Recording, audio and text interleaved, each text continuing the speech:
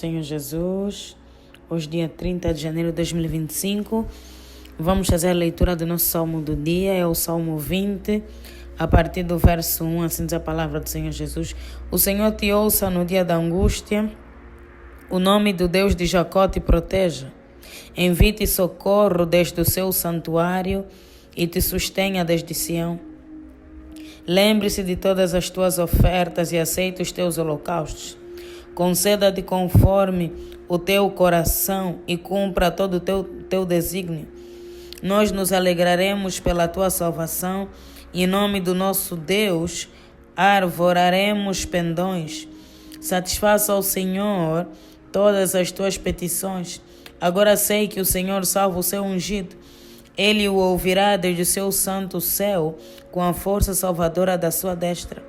Uns confiam em carros e outros em cavalos, mas nós faremos menção do nome do Senhor nosso Deus. Uns encurvam-se e caem, mas nós nos levantamos e estamos de pé. Salva-nos, Senhor, ouça-nos, o Rei, quando clamamos.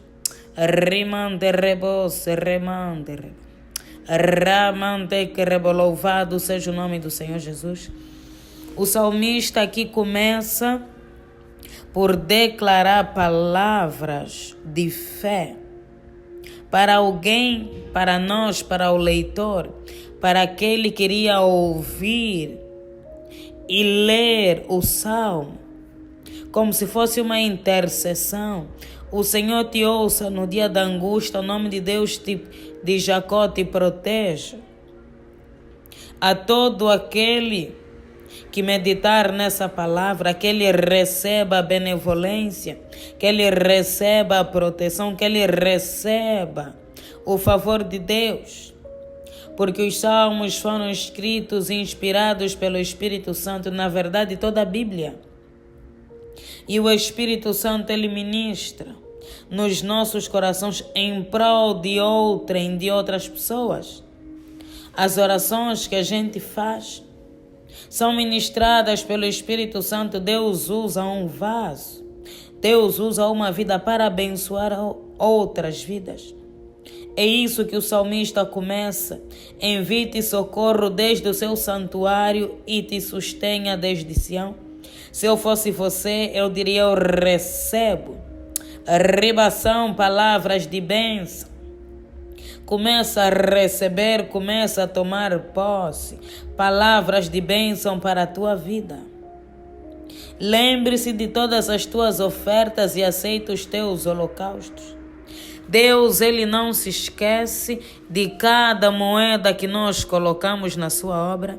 Deus não se esquece de cada obra, de cada exercício, cada atividade feita em prol do próximo, em prol da sua casa, em prol da sua igreja, em prol da sua presença. Por muitos anos, Deus me lembrou de algo que eu fiz no início da minha caminhada com Deus. E até hoje Ele me lembra. Deus não se esquece.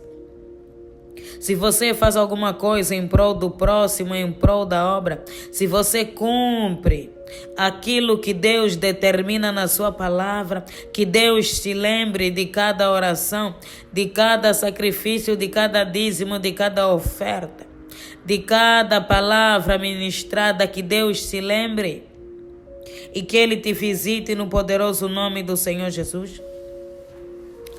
Eu, quando comecei a servir a Deus, me apaixonei completamente pela obra. Foi um amor ardente. Eu amava estar na casa de Deus. Eu amava servir a Deus. E quando eu era obreira, eu praticamente ficava mais na igreja do que na minha própria casa. Inclusive, eu saí por um tempo da casa da minha mãe e fui viver na casa de uma tia, porque a tia vivia na rua da igreja. Então, eu praticamente morava na igreja. E aos sábados havia limpeza do altar. O altar era feito de um material, era madeira e tinha assim um tapete assim por cima, uma espécie de um tapete, uma camada de um tapete. E precisava ser lavado todas as semanas com escova. Não era com esfregona, era com escova, porque aquilo tinha que secar. Era um tapete fino que estava na superfície da madeira. Não tinha como remover, era fixo. E era muito trabalhoso porque o altar era enorme. Uma só pessoa não conseguiria esfregar o altar completo. Tinham que ser 2 ou mais pessoas. Era num sábado de manhã. Eu lembro-me que eu estava doente. E eu peguei na escova e fui escovando, fui lavando.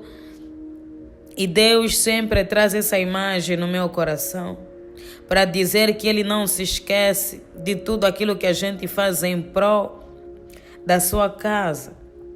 Quando nós obedecemos, Deus, Ele se lembra de nós. O auxílio que você deu ao próximo, porque a obra de Deus não é só no altar de Deus. Quando você ajuda o próximo, você está a fazer a obra à vontade. Quando você declara uma palavra para alguém, você prega a palavra, dá uma palavra de consolo, uma palavra de conforto. Que Deus se lembre no poderoso nome do Senhor Jesus Cristo. O salmista diz: nós nos alegraremos pela tua salvação e em teu nome, nosso Deus. Nós nos alegraremos, porque o Senhor ouve as nossas petições. Todas as nossas petições Deus ouve.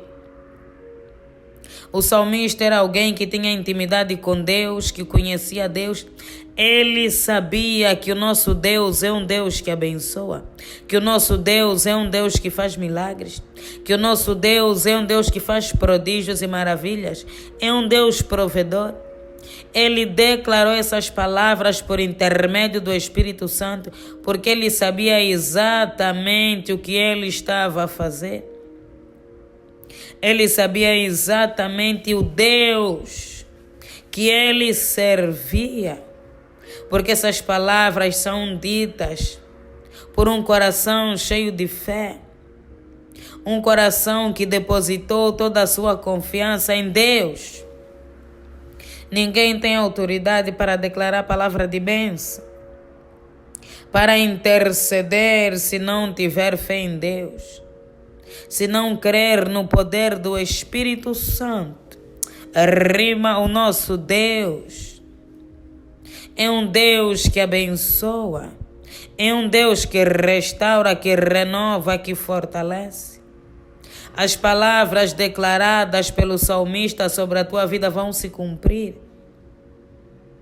Vão se cumprir porque Deus, Ele é fiel. Ele diz: agora sei que o Senhor salva o seu ungido. Ele ouvirá desde o seu santo monte. Se Ele diz agora sei, é porque Ele passou por um momento, por um processo, e Ele provou que Deus realmente faz milagres, que Deus realmente ouve a oração do seu povo. Se eu agora sei que Deus ouvirá o meu clamor, é porque Ele já ouviu, é porque eu já tive experiência com Ele.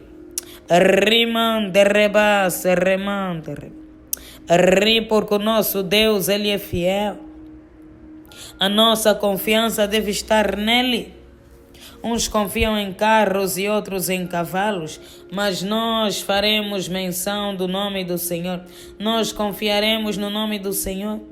A palavra do Senhor aqui fala de carros e de cavalos, porque nesse contexto os cavalos representavam força, representavam potência. Não havia carros mecânicos, carros elétricos como agora. Eram os cavalos que conduziam os carros. Aquelas carroças de ferro eram apenas para exército, reis, príncipes, para pessoas com grande importância na sociedade. Para magistrados, entre outros, não era para qualquer um. Então, quem tivesse carros e cavalos era alguém muito poderoso, era alguém que estava em vantagem. Alguém que tinha muita confiança nas suas posses. Por isso é que ele diz: uns confiam em carros e em cavalos. Está a dizer que uns confiam no poder dos homens, nos bens materiais, na posição social, mas nós vamos confiar no nome do Senhor. Nós vamos confiar em Deus, rimando, porque Ele é digno de toda a nossa confiança, de todo o nosso louvor, de toda a nossa adoração. Quem fez os cavalos é Deus. Deus é que deu sabedoria aos homens para fazer os carros. Rimando, nada nesse mundo deve substituir a nossa confiança em Deus. Deus deve estar acima de tudo.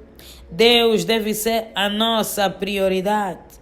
Nunca deixe de confiar em Deus para confiar no homem. Confia em Deus porque Ele é fiel.